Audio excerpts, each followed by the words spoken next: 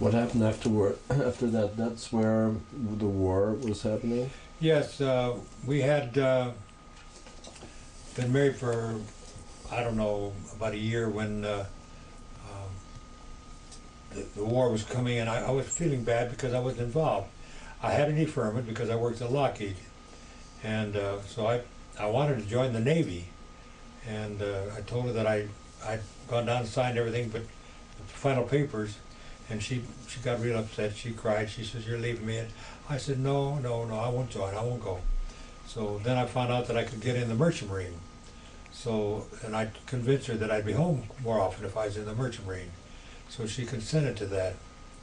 So I went down and signed up for the Merchant Marine, and soon after that, I was sent to Catalina Island for training.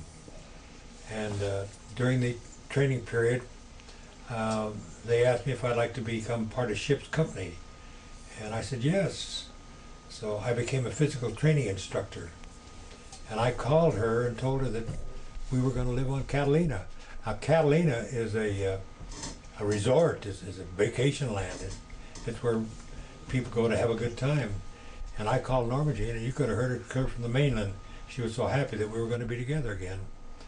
So I rented an apartment, and she came and lived with me at Catalina. And it was wonderful. We had a great time. And then eventually I had to ship out. And when I ship out, she moved in with my mother, and my mother worked at Radio Plane. And she got Norma Jean a job over there working in what they call the dope room. That's where they put the whatever kind of stuff, they put it on the fabric to harden it, like a glue, I guess, to harden the fabric. They put it on these little airplanes. And these little airplanes were used for targets. And they carried parachutes, and once they got hit, the parachute would open and the plane would come down so they could use them again. But she was in there putting the dope on the fabric, and then she got working in the parachute department too. And she was very, very pleased, and she applied for a job at a Army base, and she was accepted, but she told me that there was too many wolves. She didn't want to go there. She wanted to see where she was. There was enough wolves there. So she didn't go. And eventually David Conover came over from Ronald Reagan. So Was the fun? Well, see, we were at the factory. Mm-hmm. David Conover came to the factory to take publicity pictures for the Army of the girls working in the American factories, so the soldiers would know about it. And he come across Norma Jean, and the camera loved Norma Jean, so he kept photographing her, and then he built a portfolio for her so that she could take it to Emily Snively, who had a model agency, and she became a model. And she was working at that. She wrote me letters to ask me if I thought it was all right, that it was easier work. I said, sure, have a good time, you know. But I found out that it cost more to be a model than she made. She took all the money we had in savings and bought clothes with it. So that was all right. I didn't mind. But she enjoyed doing it, and it grew. It grew after that. Was Norma Jean? This is the thing which interests me. Norma Jean sounds to me like a very shy, a very sweet girl. Was she longing for exposure? Was she longing for a big audience? Was that in her too? I don't know whether that was in her. I know that many times you'll see a picture of Norma Jean, and you cover up those beautiful white teeth, and you look in the eye and you see sadness there, even when she's modeling. There's a picture on a cover, you saw it, of a magazine, and you cover up her mouth and you look at the eyes and they're sad. And I recall one time I sent her a cable by Western Union for her birthday, and I said, I'm sending you a world of love, sweetheart. And she was so happy. Little did I know, you know, what you wish for. The world loves her today, even yet. You know, many years after she has passed away, they still love the gentle, quiet, passive person. Not so much the sex symbol, but the sweetness that was in her. and it hurt. And she was two people, really. You know, she was a Gemini, and I could see Norma Jean some days I didn't recognize the girl that she was. She'd be in deep thought or something, but she'd always come back and become Norma Jean. So these are things that went on, I'm sure, when she was working. And I talked to Jane Russell about her, and she said that she had trouble facing people she didn't know. And I talked to Bob Mitchum about her, and he said she would be afraid to come out of her room. He had to go get her to bring her to the studio because she was afraid to be out among people. So she had this fear all of her life of exposure. But when she became Marilyn, that was a different person. And it was hard for her to stay Marilyn because Norma Jean was really who she was. A very sweet, gentle person.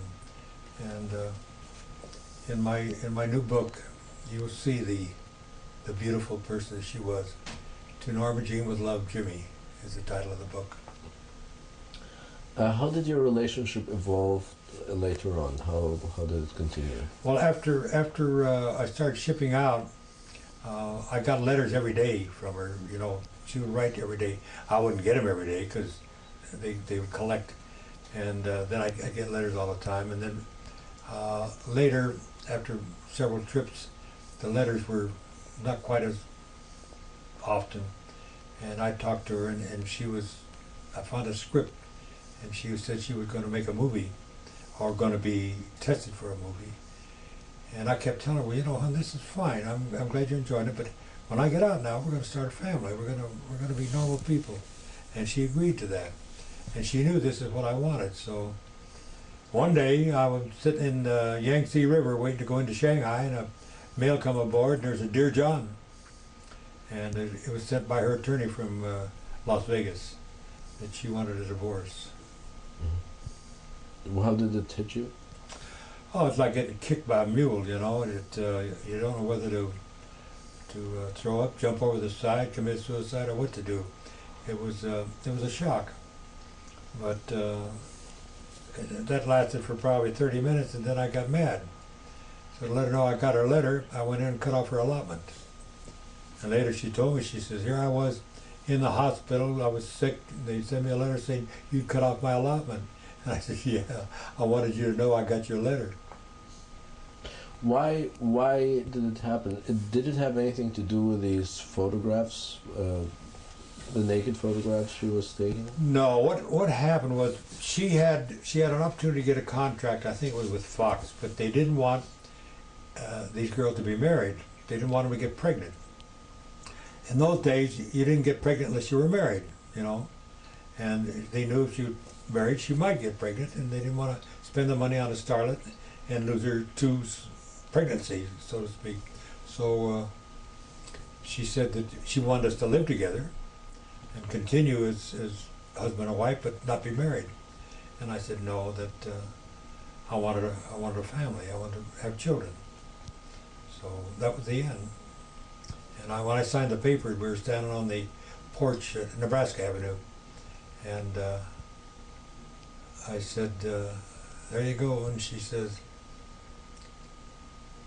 I've changed my name to Marilyn, to Monroe, Marilyn Monroe. She said, the Monroe was my mother's maiden name. And I said, okay. And I give her a kiss and said goodbye. But I had been, I'd borrowed the car, and she saw me with a little red-headed gal, and she got real upset. And I said, I don't know what you're upset for. You're divorcing me. But she said, she's not the person you should be out with. She was still jealous. After that, were you in contact in any way? Did you meet sometimes? Oh, I had a policeman from Beverly Hills tell me that they were going to arrest me because I had so many parking tickets. She had never transferred the little car into her name. So I called her and I said, what, do you got a cold? She said, no. They told me my voice was too high. I had to speak lower. I said, okay. And I asked her what she's going to do about these tickets. She said, well, I'll pay them. I'll pay them. I said, okay. So I had the car transferred into her name. And I used to work with the young people a lot. I had a group of scouts. the police sponsored the Explorer Scouts at the wrestling matches in Hollywood.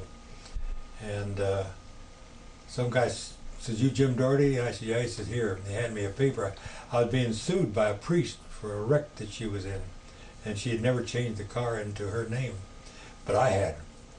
So I went and saw the attorney that was for the priest, and I said, "It's not my car."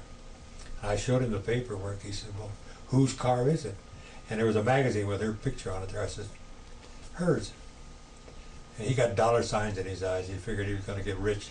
Of course, she never had any money. I don't know whatever happened, whether she paid the priest or whatever happened, but they left me alone after